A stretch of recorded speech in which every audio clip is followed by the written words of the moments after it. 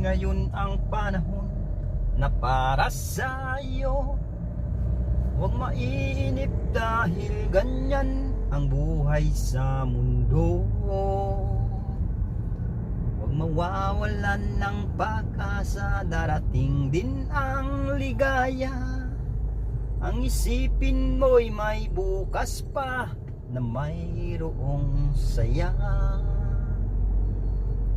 Kabigo ay hindi hadlang upang tumakas ka.